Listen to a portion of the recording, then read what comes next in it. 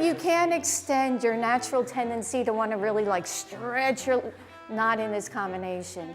You just, and it's more about attack and, trying to get the line as quickly, but not hanging on to it because quite frankly, you don't have the time. I came to dance very late in life, but I've been dancing my whole life. I didn't start professional training till I was at Temple University. So I was a real newbie, and I was 18 years old, because anyone can dance at any age, and I keep saying that. The idea that you have to be 3 years old is kind of limiting, because a lot of people get blown out. I started as an anthropology major, which is the study of people, and I think the study of people and the study of dance share a lot. And I stumbled onto a dance class, and I just got bitten by it. I just loved it. I felt so free. I felt like this is where I belong. It was a whole new world. And at that time, there was a lot of experimental theater, more improvisational work. So if you couldn't get your leg around your ear, it didn't really matter as much.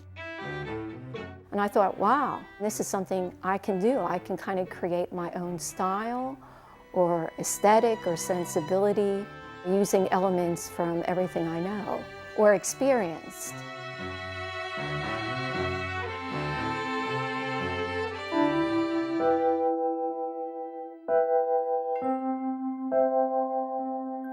Last year we had our 30th.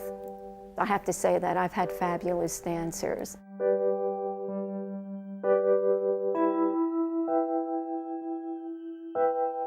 They're really committed to what they're doing, and they're not getting rich. They have to have technical capability, for one. They have to have passion, they have to have generosity, and they have to be able to work together.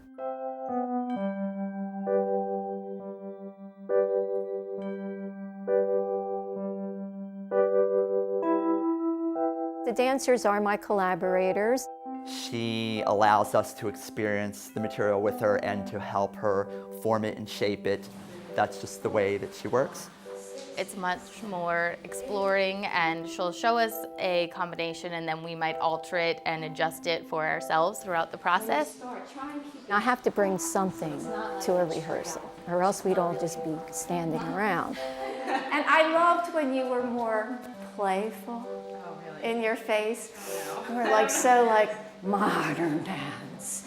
I was trying to have my modern dance. Yeah. Forget your modern dance phase. And they have to be able to work together. That's really important. We do a lot of collective lifts and things in my more, say, abstract works, even though I hate that term. They have to be willing to go there and partnering.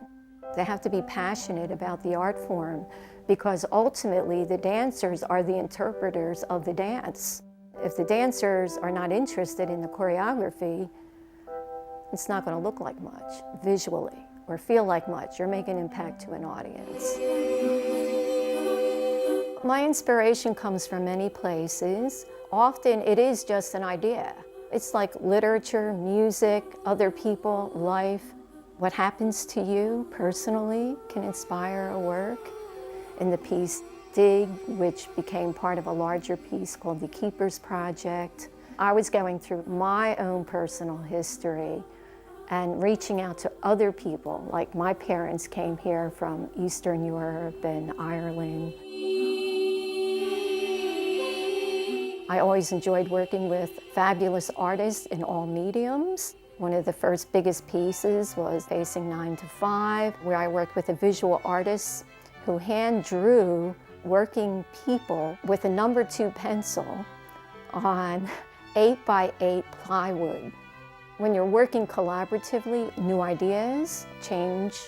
People bring their perspective to the work, which is really inspiring and just keeps the work evolving.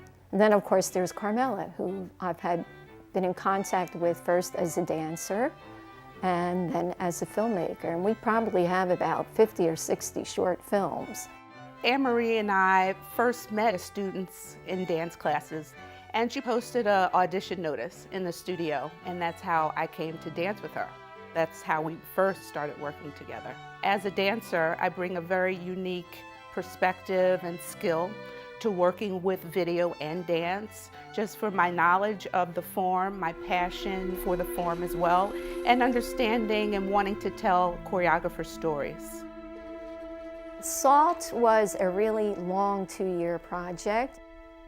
It started with me having this idea about SALT. I was totally fascinated with SALT. I found this book and started reading about it and how SALT was such a commodity in the old times.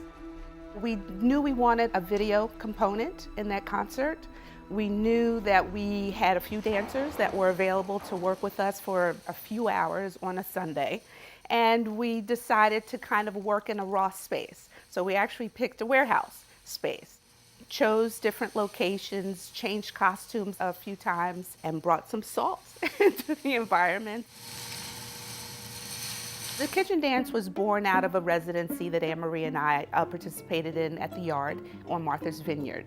We, as a company, stayed in a house, and of course, in any house situation, you spend a lot of time in the kitchen. Here we had dancers in the kitchen doing some pedestrian things like cutting, cooking, checking a refrigerator, that sort of thing, coupled with some surprise elements as well as some traditional dance movements.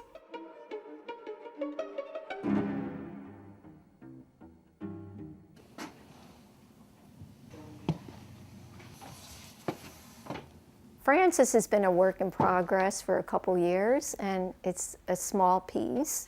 We committed to spend 4 sessions in this space, creating this dance for camera work. And I just create a movement like of her going down the steps, ducking in and out of the space, hanging upside down. Just imagine steps. How much space is there to work with?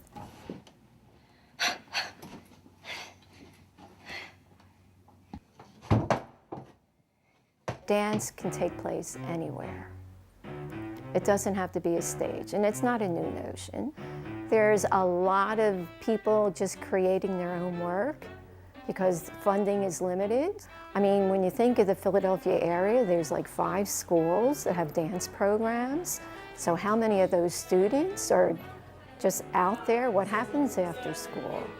And maybe this is the dance anywhere thing, that if you can find a sustainable life and a community that will support you, you can create and make your own work.